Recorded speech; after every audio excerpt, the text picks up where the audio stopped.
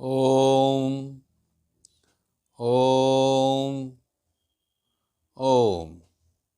जय श्री कृष्ण, जय श्री राधे, जय श्री राम, जय हनुमान। आज माया के बारे में ही फिर से हम कुछ विस्तार करने वाले हैं कि ये माया जो है ना, बख्शती किसी को नहीं है।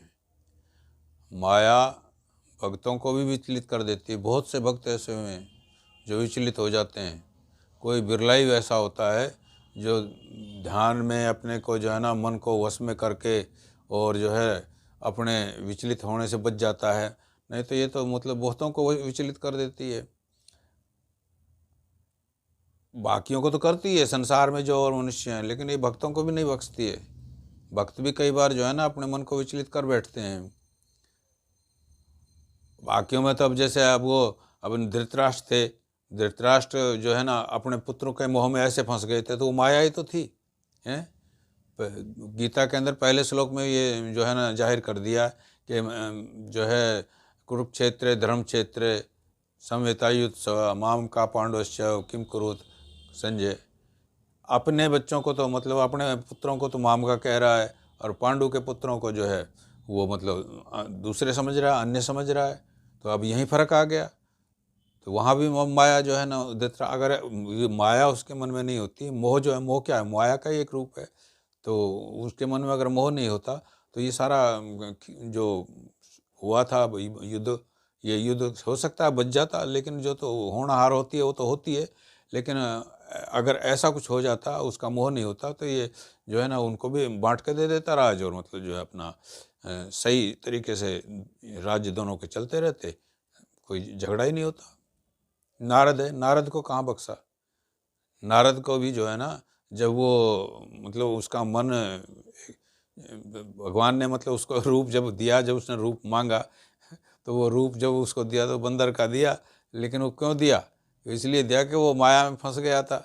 माया के अंदर अपना जो है ना इतना फंस गया था कि वो भी उसके मन में भी इच्छा जागृत हुई कि मैं भी जो है ना अपने शादी कर लूँ कन्या की। तो इस तरह से जो है ना किसी को भी नहीं बख्शा है। माया तो अर्जुन है, अर्जुन को कहाँ बख्शा। अर्जुन ने मतलब जो है ना गीता का ज्ञान लिया, तो जब बाद में ज्ञान उसको मिला तब जाके उसका निवारण हुआ। और बाद में भी उसने जब कहा, भगवान को ऐसे ही कह दिया कि ठीक है, तुमने जो कहा है वो मैं समझ गया और जो मैंने मान लिया। तो जब जाके उसकी निवृत्ति हुई है, नहीं तो वो भी मतलब मोह में फंसा हुआ था।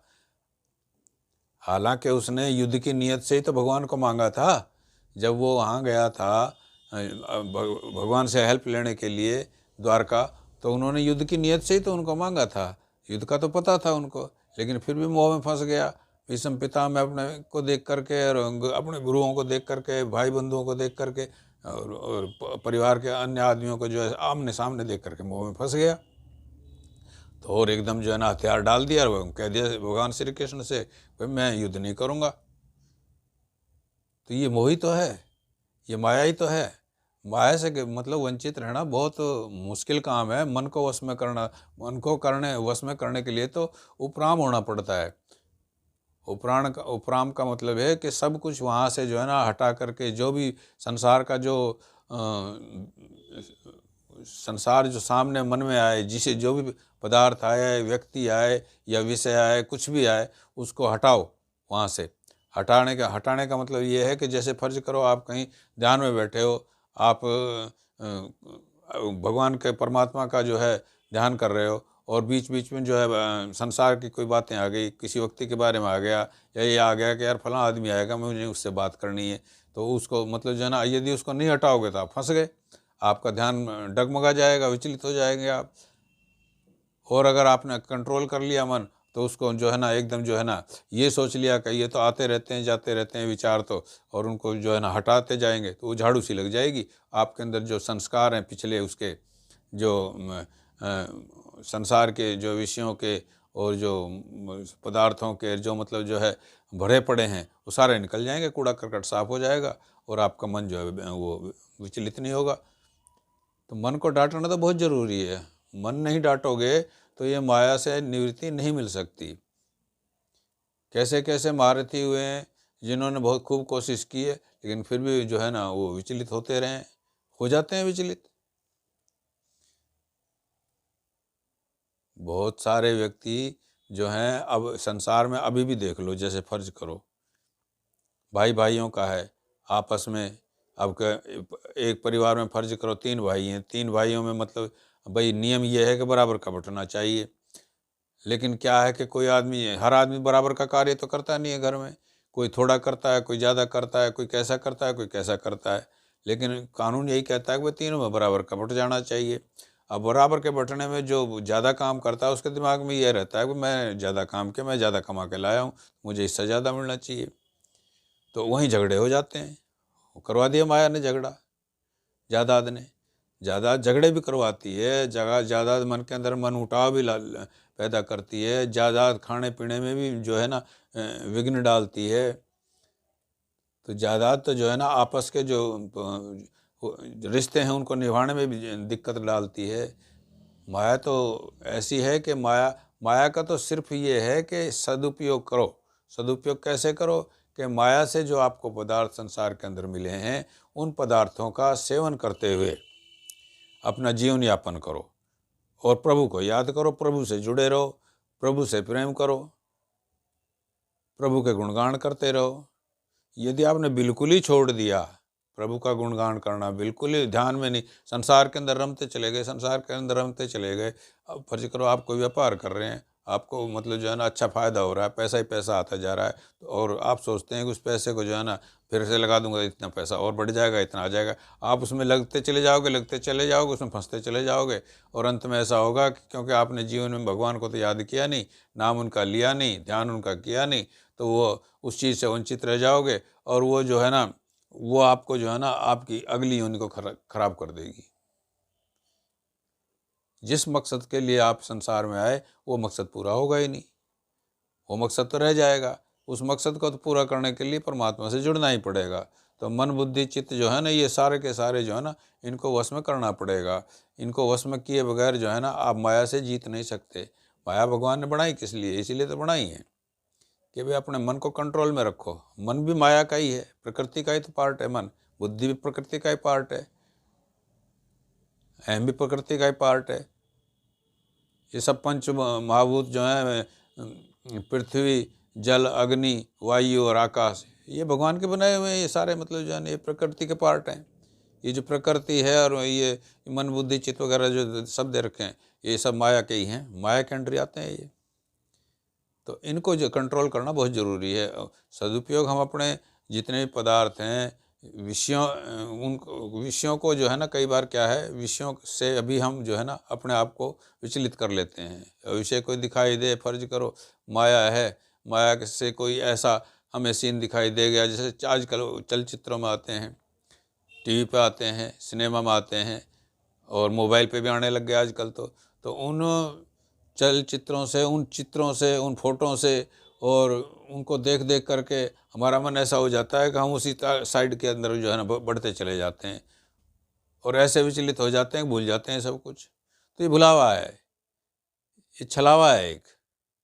इस छलावे को से बचने के लिए तो हमें अपना मन कंट्रोल में करना ही पड़ेगा। और मन कंट्रोल कैसे होगा कि हमें अभ्यास करना पड़ेगा। ध्यान से अभ्यास करो, प्राणायाम से अभ्यास करो, भगवान के कीर्तन से अभ्यास करो, भगवान के अपना कर्म करके और भगवान को जो अर्पण करके वो भी एक अभ्यास ही है। भगवान से जो है ना वैसे प्रेम करो, उनके लीलाओं का जो है देख देख करके उनका ध्यान करो, रीझो उन लीलाओं को देख देख करके, उनकी छवि को देख देख कर निहार निहार कर रीझो।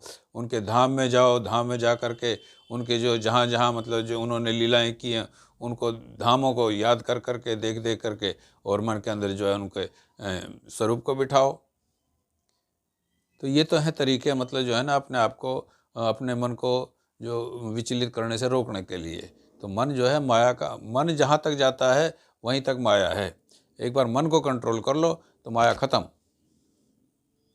मन ही है जो कुछ है, मन अगर फर्ज करो आपका आपने बहुत बढ़िया अच्छी तरह से पूरी भक्ति कर ली और आप इस स्टेज पर पहुंच गए कि अब आपको जो है ना परमात्मा से मिलने के अंदर, लेकिन थोड़ी सी भी अगर वो चूक हो गई, आपने किसी ने बोल दिया कि भाई एक काम करो, ये जो है ना ये प्रसाद खा लो, इसमें जो है ना आपको बहुत मज़ा आएगा, फिर मैं और ला दूंगा, और उस प्रसाद को ही खा लो। प्रसाद तो भगवान का होता है तो खा लेना चाहिए, तो कोई बात नहीं है। लेकिन वो कोई भोजन का पार्ट लाता है, कोई और वस्तु खाने के लिए आता है और आपका मन कर आया, तो गया मन हो गया ना, वहाँ जहाँ मन घुस गया वहीं संसार आ गया, वही माया बन गई, हो गए विचलित।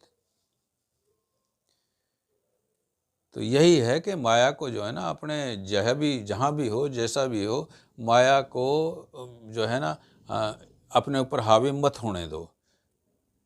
माया के कारण जो संसार में सामान आया है वो सामान आपके उपयोग के लिए है, संसार की सेवा के लिए है। ये नहीं है कि भाई आप जो है ना उसको इस ढंग से मतलब यूज करें, उस ढंग से उसमें रम जाएं, उसके अंदर अपने आप को ऐसे फंसा लें कि वो आपको जो है ना जिस मकसद से आए हो, अपना कल्याण करने के लिए, अपने उद्धार करने के लिए, परम धाम तत्व की प्राप्ति करने के लिए, तो वो मकसद तो पीछे रह जाए और आप फिर जो अगली योनि में फिर आपने जो है ना वही दूसरी 84 के चक्कर में पड़ जाएंगे। इसलिए माया जो है ना ये बहुत ही मतलब जो है ना, अब स्वर्गलोक में कामदेव जी हैं, कामदेव जी क्या काम करते हैं? ये माया का ही तो काम करते हैं, ये भटकाने का काम करते हैं। इंद्र उनको भेजते हैं, कोई जहाँ जहाँ कहीं मतलब जो है ना उनको ऐसा कार्य करना होता है, वो इंद्र कामदेव को भेज देते हैं और भटकाते हैं मतलब जीव को, लोगों को, मनुष्य को, और वहीं काम खराब हो जाता है। तो अपने आप को कंट्रोल करने के लिए भगवान का नाम सिमरण बहुत ज़रूरी है, भगवान से जुड़ना बहुत ज़रूरी है। बहुत से साधन बताए गए हैं वेदों में, पुराणों में, शास्त्रों में, ग्रंथों में, तो उन साधनों में से कोई भी साधन अपना लीजिए आप तो आपका मन जो है ना आहिस्ता आहिस्ता आहिस्ता आहिस्ता वश में होता जाएगा, और वश में जब उपराम हो जाएंगे ना आप, ऐसे करते करते करते उपरति आपको प्राप्त हो जाएगी, तो समझ लो आप जीत गए, आपने सब कुछ पा लिया, फिर परम तत्व की प्राप्ति में कोई मतलब जो है कमी नहीं रहेगी। तो इसलिए जुड़ें और प्रभु को याद करें, प्रभु का ध्यान करें, तो माया जो है ना उसको अपने ऊपर हावी मत होने दें। जय श्री कृष्ण, जय श्री राधे, जय भगवत गीता, जय गौ माता, जय गुरुदेव।